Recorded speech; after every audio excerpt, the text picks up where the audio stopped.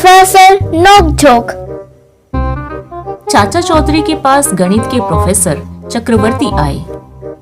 चौधरी साहब, स्कूल में आपको गणित का विषय कैसा लगता था? पूछो मत प्रोफेसर, गणित का नाम सुनते ही मेरे पसीने छूट जाते थे। हाँ, लेकिन यह विषय मुझे बहुत अच्छा लगता है। मैंने बड़े बड़े जटिल प्रश्नों को हल किया है। तभी दो युवक रोते हुए कमरे में आते हैं। चाचा जी, हमारा सब कुछ लुट गया। क्या हुआ? गणित के एक धूर्त विद्वान प्रोफेसर नोकझोंक ने हमें झांसा देकर हमारी सारी जायदाद हड़प ली है। वह एक बहुत कठिन प्रश्न हल करने को देता है। शर्त यह है कि यदि हमने सही हल ढूंढ निकाला तो वह अपनी सारी धन दौलत हमें दे देगा, नहीं तो हमारी ले लेगा। जाइए प्रोफेसर साहब, आप उसका प्रश्न हल करिए और इन बेचारों को जायदाद वापस दिलवाइए। अवश्य। चौधरी साहब, आप भी मेरे साथ चले आइए और देखिए मैं उसके कैसे छक्के छुड़ाता हूँ। अच्छी बात है। प्रोफेसर नोकझोंक, हम तुम्हारे प्रश्न को हल करने आए हैं। वो ठीक है, लेकिन तुम्हें मेरी शर्त पता है? पता है।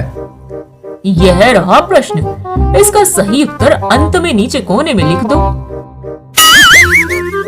बाप रे, इतना बड़ा प्रश्न! मैं इसे हल नहीं कर सकता। मेरी सारी जायदाद के अब तुम मालिक हो। और मुझे तो पहले ही पता था। है कोई और सूरमा जो इस प्रश्न का सही उत्तर लिख सके? मैं हूँ। तो आओ, लेकिन याद रखना तुम्हारे साथ भी वही शर्त रहेगी जो दूसरों के साथ थी। मंजूर है। इस प्रश्न का उत्तर यह है। कमाल है, तुमने तो सचमुच सही उत्तर लिखा, लेकिन तुम्हें कैसे पता चला कि इस लंबे चौड़े प्रश्न का उत्तर शून्य है? बचपन में स्कूल में गणित के पर्चे में मुझे हमेशा शून्य मिलता था, इसलिए मुझे सिर्फ यही याद रहा और मैंने लिख दिया। ओ ठीक है, पर तुम अभी जीते नहीं हो। अब तुम कोई प्रश्न पूछोगे और मैं जवाब दूंगा। अगर मैंने ठीक जवाब ना दिया तो तुम अपनी जीत मानना। मेरा प्रश्न बहुत सरल और छोटा है, पर तुम उत्तर दे नहीं पाओगे। अरे तुम पूछो तो सही। तो सुनो, पिछले जन्मदिन पर मेरी उम्र 60 वर्ष थी। अगले जन्मदिन पर मैं कितने वर्ष का हो जाऊंगा? यह तो बहुत ही आसान है। अगले जन्मदिन पर तुम 61 वर्ष के हो जाओगे। गलत। अगले जन्मदिन पर मेरी उम्र 62 वर्ष की होगी। वो कैसे? क्योंकि आज मेरा 61वां जन्मदिन है।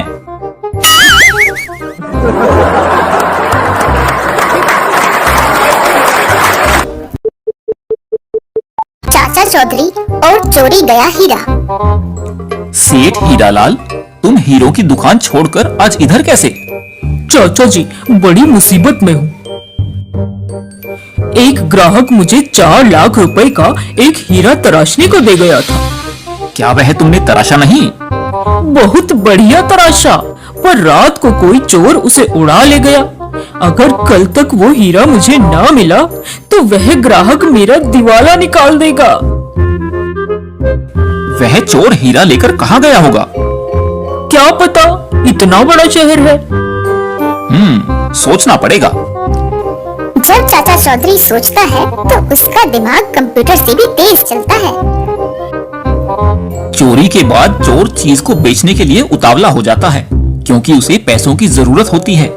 हीरालाल, जरा अपना कान इधर लाओ।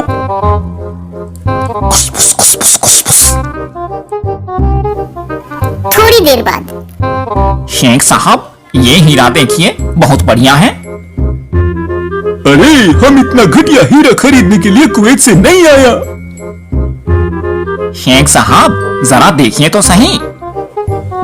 मगज मत चाटो, हमें अपनी बेगम के लिए लाखों का हीरा चाहिए। तभी शेख, अगर तुम 2-4 लाख खर्च कर सकते हो तो इधर देखो, ये रहा। वाह, इसी का हमें तलाश था। कितना दाम? 4 लाख। मंजूर, हीरा हमारा हो गया। निकालो दाम। हमारे सेक्रेटरी से ले लो, कहाँ है वह? वो तुम्हारे पीछे। पीछे देखो, पीछे पीछे तो देखो। पुलिस! वो हीरा चोरी का था। आधे पैसे तुम्हें यहाँ मिल गए, आधे पुलिस थाने जाकर मिलेंगे। क्यों हीरा लाल, यही है ना तुम्हारा हीरा? बिल्कुल चाचा जी।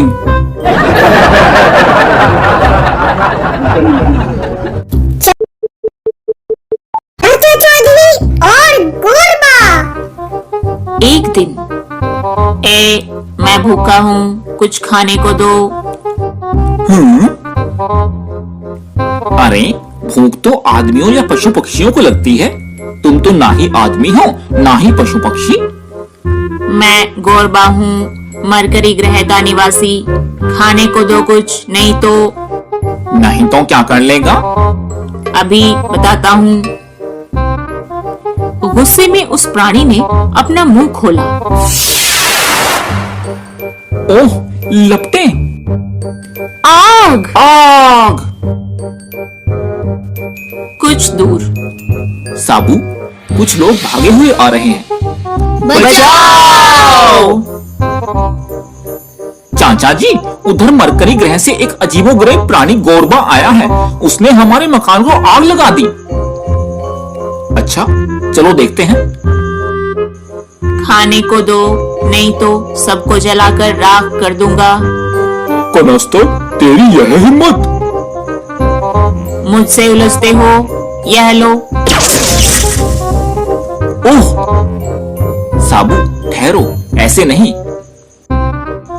तुम्हें भूख लगी है? यह लो, सेब खाओ। और लाओ। यह लो।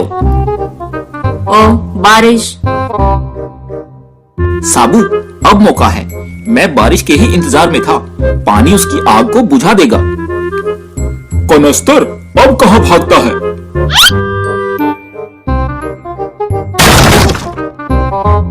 नथु कबाड़ी, इस कनस्तर का क्या दोगे? एक पैसा भी नहीं, ये टूटा हुआ है।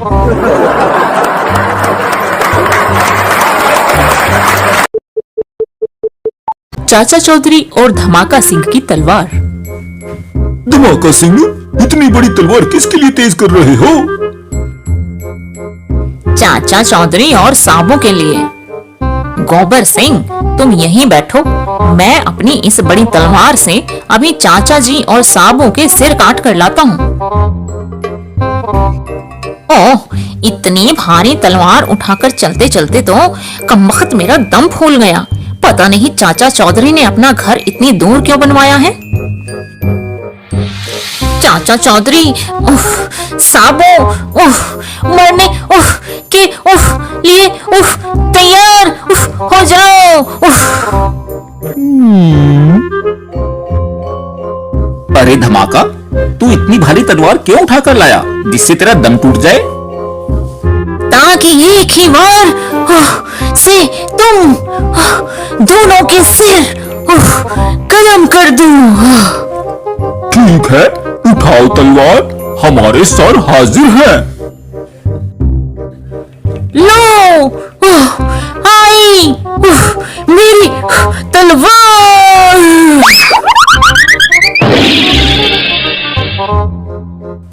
जाओ, इस तलवार को थोड़ा छोटा करके लाओ, ताकि तुम आसानी से उठाकर वार कर सको। अब तो मुझ में इतना दम नहीं कि मैं वापस जा सकूं। साबू, जरा धमाके को वापस पहुंचा दो।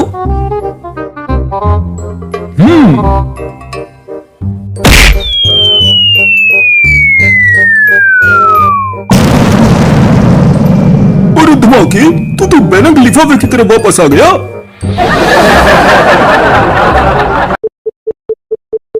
चौधरी और चचा जान। गटर, हाँ मटर। वह लाला बैग भरकर रुपए बैंक में जमा करने जा रहा है। पर हम उससे बैग कैसे छीन सकते हैं? हमारे पास ना पिस्तौल है ना चाकू। तो क्या हुआ, हम उसे इस इमारत की 12वीं मंजिल पर ले जाएंगे और वहां से उसे धक्का दे देंगे। आओ लाला जी, ऊपर आपके चचा जान बुला रहे हैं। मेरे चचा जान? हाँ, ऊपर चलकर खुद देख लो। 12वीं मंजिल पर यहाँ तो कोई नहीं। वह शायद तुम्हें देखने नीचे चले गए। जरा खिड़की से झांक कर देखना। कहाँ? यहाँ।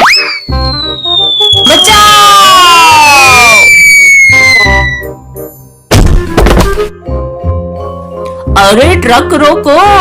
ओह! दो बदमाश धोखे से मुझे 12वीं मंजिल पर ले गए और मेरा रुपयों से भरा बैग हथियाने के लिए ऊपर से मुझे धक्का दे दिया।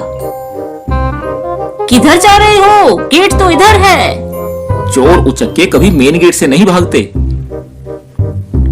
घंटर, मेन गेट पर लोगों की भीड़ इकट्ठी हो गई होगी। पिछले दरवाजे से निकल भागो। ओह! उफ! लाला जी, लो अपना बैग।